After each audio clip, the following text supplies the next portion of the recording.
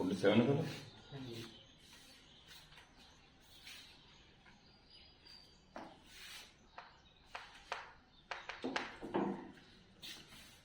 A particle of mass m and charge q is thrown at a speed u against a uniform electric field E. How much distance will travel before coming to momentarily rest? Electric field अगर ऐसे में है E, तो इसके against लेकर गया U speed से, ऐसा होता है। पॉजिटिव चार्ज पे फोर्स का फील्ड का लॉन्ग लगेगा और नेगेटिव वो ऑपोजिट लगता है। तो इस पे तो चार्ज इलेक्ट्रिक फील्ड उधर लगा रहा होगा, इधर फेंकेंगे फील्ड को रोकना शुरू कर देगा। कह रहा है कि स्पीड कहाँ जाएगी, जीरो हो जाएगी। ये तो उसे रोकेगा ना, तो उधर भाग जाएगा। मास m चार्ज q, मास m है चार्ज q,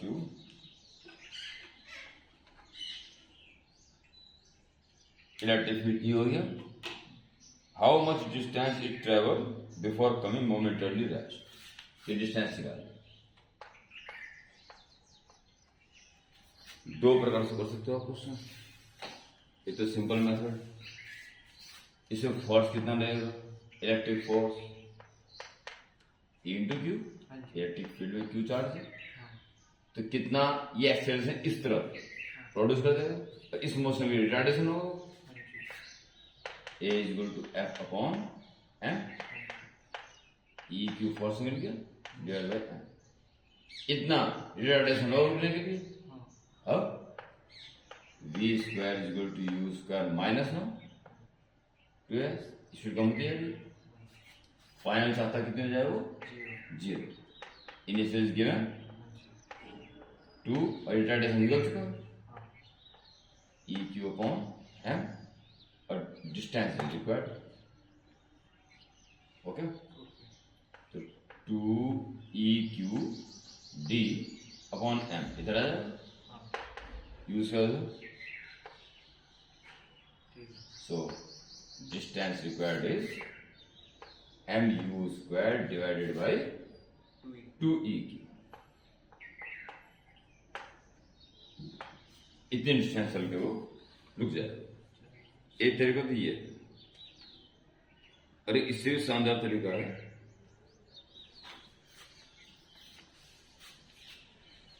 और by work energy theorem, work energy theorem. जो भी एनर्जी में लॉस होगा वो सारा वर्क डन काउंट हो जाएगा। ठीक है, तो कितनी एनर्जी दी हुई थी उसको, half m u square, m mass u speed provide कर दी, इतनी एनर्जी दे दी। पोटेंशियल करेंगे मतलब नहीं, तो यहां तक आता है सारी एनर्जी जीरो होगी, ये सारी एनर्जी लॉस में चलेगी। It equal to work done, force into displacement. यहां से बचा हाफ एम यू स्क्वायर, और फोर्स कितना लग रहा है, ई फील्ड में क्यू चार्ज पे E q d, therefore distance moved E q नीचे आ जाएगा, m u square upon 2 E. ये तरीका ठीक है। दोनों केस में ध्यान रखना, force constant E into q, इसलिए कांस्टेंट एक्सेलरेशन है, तो यूनिफॉर्म एक्सेलरेटेड मोशन की कैसे लगा दी, और वहां पे सीधा एफ इंटू डी इसलिए ले लिया क्योंकि एफ कांस्टेंट, अगर इंटीग्रेशन लेना पता। ठीक, करो दोनों मेथड नोट करो। वो ये है कि 1/4πε0 के force is this into Q1 Q2 upon R square. तो ये जो पोर्शन है ε0 इंटू के को सीधा एप्सिलॉन भी लिख सकते हैं।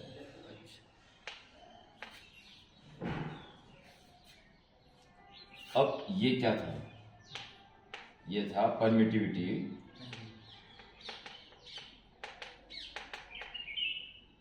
Of free space.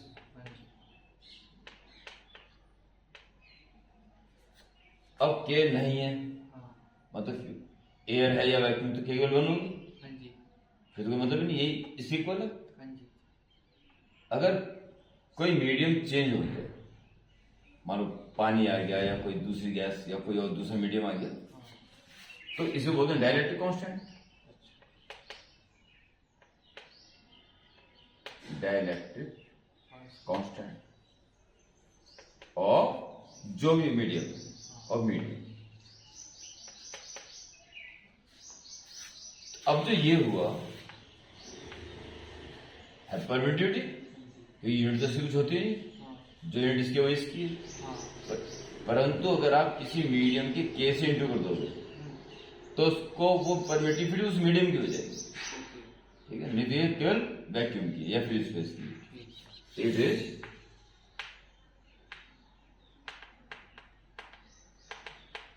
Permittivity of medium, ठीक है।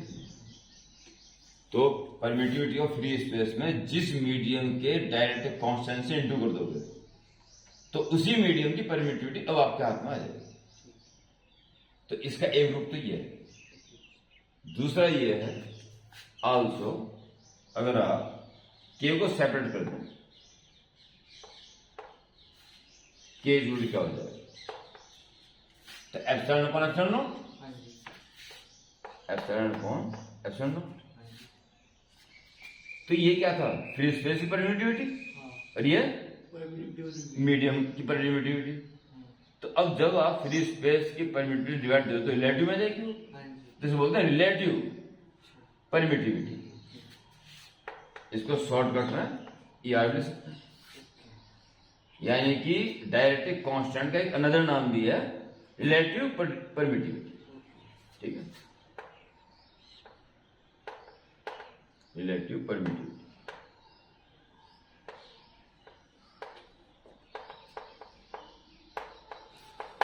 जो क्यों नोट करो जैसे आपको जरूरत है इसकी, और खाली ई आर लिख दिया तो फॉर्मूला क्या क्या बन जाएगा, इनॉट प्लस ई आर। दो तरह के हैं, इसके लिखने के दो तरीके और हो गए, एक ये और एक तो 1/4 खाली एप्सिलॉन लिखो, नॉट मत लिखो, ठीक है, तो एप्सिलॉन नॉट के सीधा आ गया। पर अब तक तो परमिटिविटी होती थी फ्री स्पेस की, अब सीधी मीडियम की है, ठीक है। बाकी ठीक है, Q1 Q2 upon are square. दूसरा अगर इसको यूज करते हो तो F is equal to 1/4 pi epsilon nought और K की वैल्यू ई आर, मतलब epsilon nought Q1 Q2 upon r, K की वैल्यू ई आर लिख। तो ये दो रूप, अगर आपको बेसिक कॉन्सेप्ट क्लियर है और ये बात क्लियर है तो फिर किसी रूप में लिख सकते हो, बस फंडामेंटल्स क्लियर है जो बेसिक्स। तो कल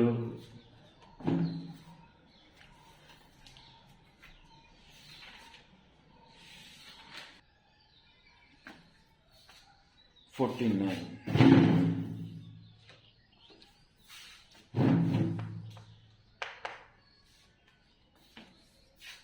a ball of mass 100 gram and having a charge this is released from rest in a region where horizontal electric field this, ये कैसे,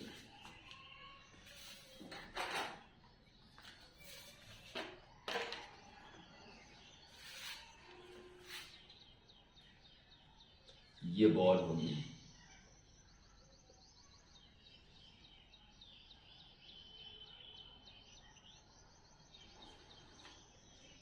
पॉजिटिव चार्ज हो गया 100 ग्राम, 100 ग्राम इसका मास है और 4.9 इंटू 10⁻⁻⁵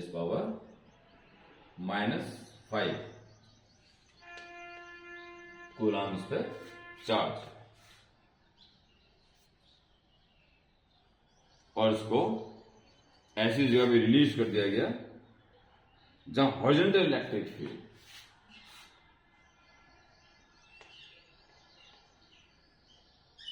2 × 10⁴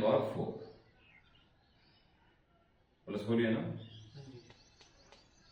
2 × 10⁴ न्यूटन पर कूलम का इलेक्ट्रिक फील्ड।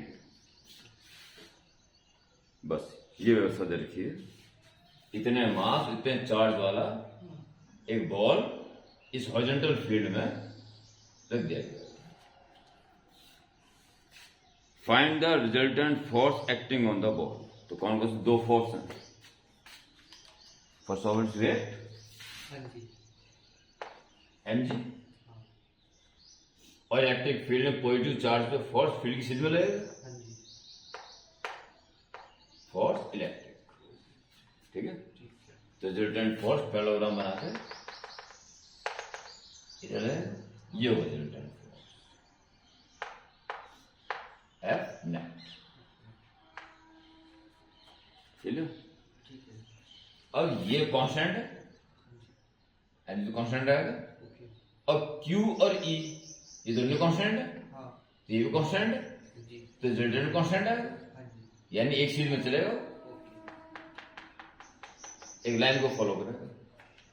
ठीक है, तो अच्छा रहेगा कि आप इंडिविजुअल निकाल लो पहले।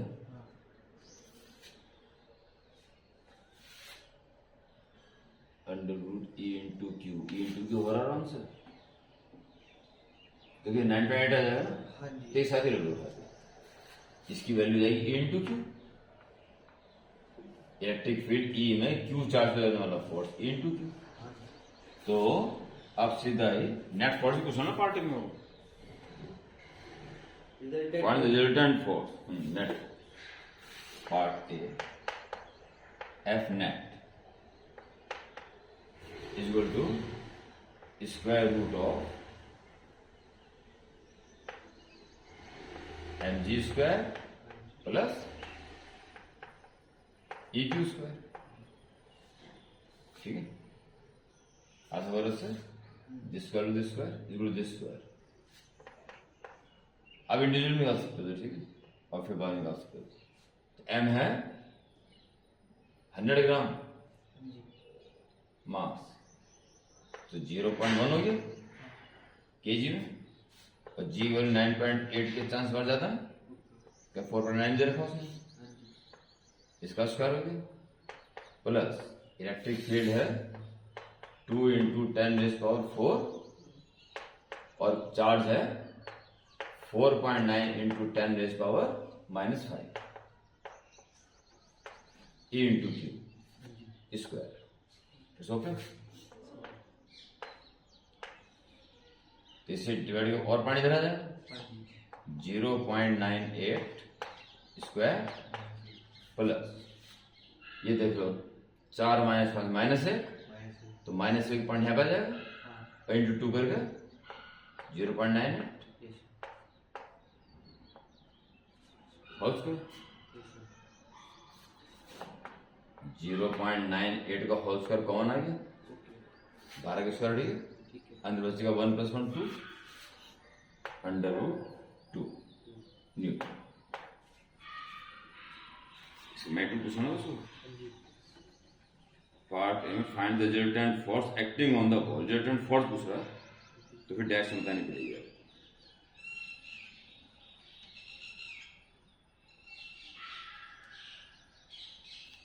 ये देखो, ये दोनों इक्वल आ गए, ये 44 इक्वल है, तो 45 डिवाइडेड ये बन जाएगा। तो अब फिजिक्स में निकालना पड़ेगा उसको, इक्वल टू आप 0.98 और 1.414, 4 × 32 3 8 9 10 11 1 और 33 3 8 9 10 11, ठीक है, 9 × 36 8 × 32 3 11 1 33 3 11 9 × 36 3 9 9 10 11 12 1 9 36 और 37 3 9 10 11 12 2 7 5 8 3 1 1 2 3 4 5 1 2 3 4 5 1.38 ले लो या 1.4 ले लो 1.4 न्यूटन, ठीक है। और at angle 45 degree downward to horizontal से नीचे की तरफ 45 degree, at 45 degree downward down with horizontal.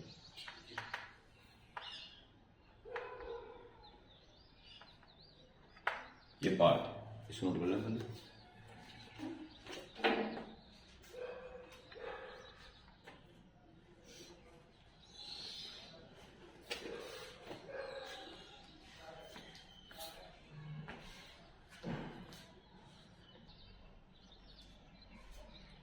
Part B में कह रहा हूं,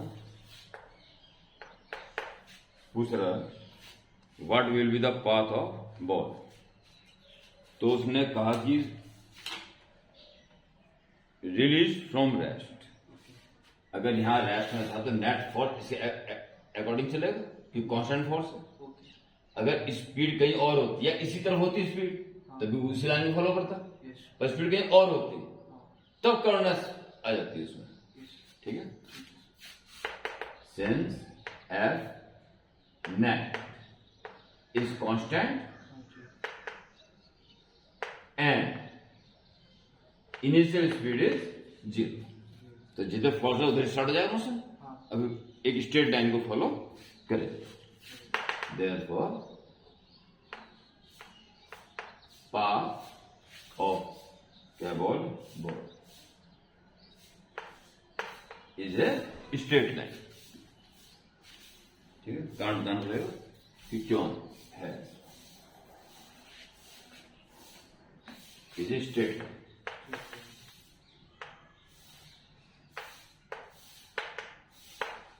ठीक है।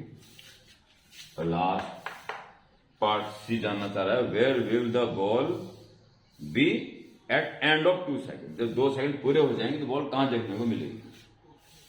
तो नेट फोर्स काम कर रहा है straight line motion straight line हो गया ना, कांस्टेंट फोर्स है कांस्टेंट एक्सीलरेशन भी होगा। तो पहले एक्सीलरेशन निकाल दो, F1m नेट फोर्स है आपका 1.4 और मास है इसका 100 ग्राम यानी कि 0.1 kg। तो आ गया है कितना 14 मीटर पर सेकेंड स्क्वायर। इसलिए F equal to ut plus इसमें बढ़ती जाएगी हाफ है t square.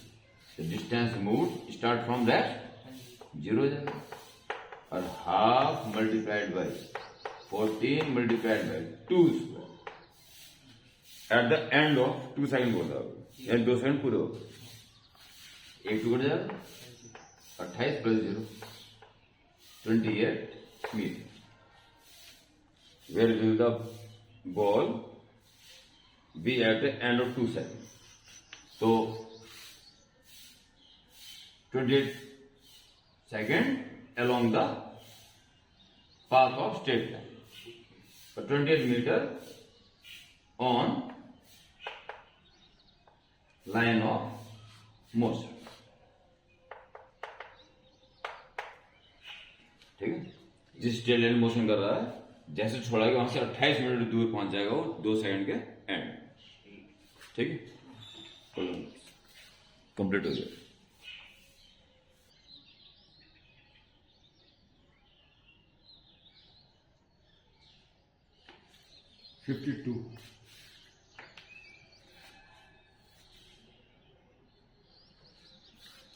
A block of mass m लिखा है उसमें दिया हुआ।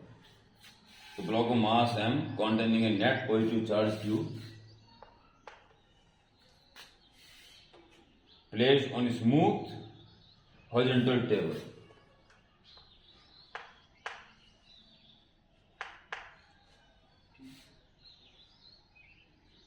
which terminates a wall as shown.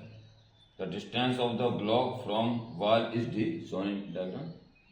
Horizontal electric field E towards wall, switch on. Assume elastic collision if any. Find the time period of resulting oscillatory motion. Is it a simple harmonic motion? Time period जाना sir.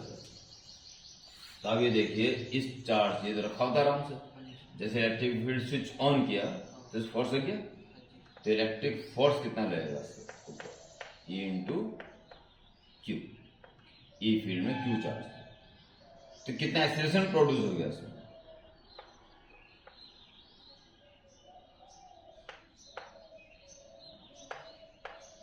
Acceleration produce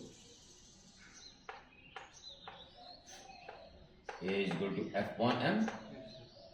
F आ गया आपके पास E into Q upon M।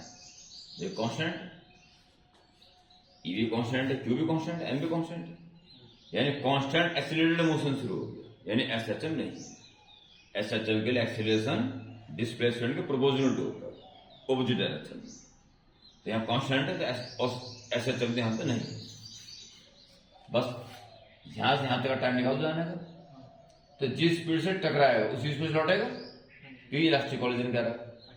वही जो acceleration है वही retardation होगा, इधर आते तो रुकेगा ना वो, तो जितना टाइम यहां से वहां जाने में लगेगा उतना टाइम वापस आने में लगेगा, तो एक ऑसिलेशन पूरा हो जाएगा, फिर दोबारा वही कार्रवाई शुरू हो जाएगी, तो क्वेश्चन बहुत आसान हो गया। तो आप निकाल दें यहां से यहां तक पहुंचने का time t1, time to reach two bar,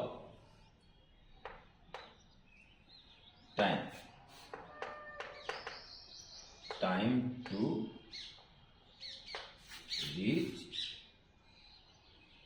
reach to what, कितना हो जाएगा, डिस्टेंस रखिए, तो s is equal to ut plus half at square, distance moved is d, initial speed 0 रखा था पहले खाली, अब स्टार्ट हो, half into acceleration E Q upon M and T square, time मिल जाएगा। ये टाइम केवल यहां तक पहुंचने का है, तो ध्यान रखो, t square is equal to 2m d के साथ जाएगा, 2m डी और ई के नीचे आ जाएगा अपॉन E, इसे T is equal to under root of 2md upon E, ठीक है। तो जितना टाइम जान लेगा उतने लौटने में लगेगा। इलास्टिक कोलिजन है, इलास्टिक कोलिजन है विद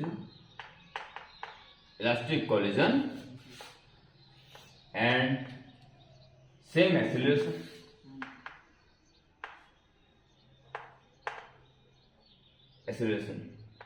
जो t डैश होगा वो भी t के इक्वल होगा लौटने, ठीक है।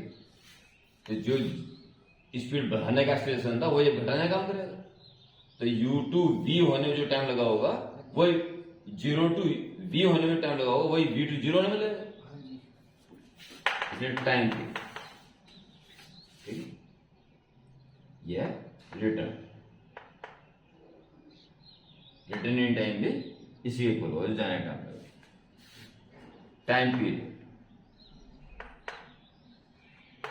टी 2t, जैसे जान लो उतना में लगा, और फिर दोबारा कार्य शुरू, तो 2 अंडर रूट 2md अपॉन ई, 400 को अंडर के अंदर भी ले सकते हो, अंडर के अंदर 4 हो जाएगा, 4 इंटू 2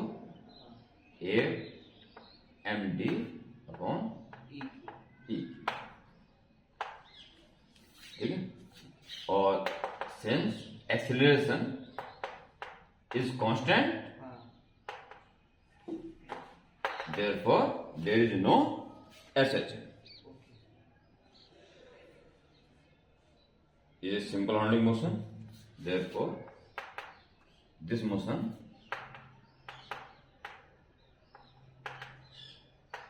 is not as ठीक है कंप्लीट क्लियर एकदम ठीक कर लो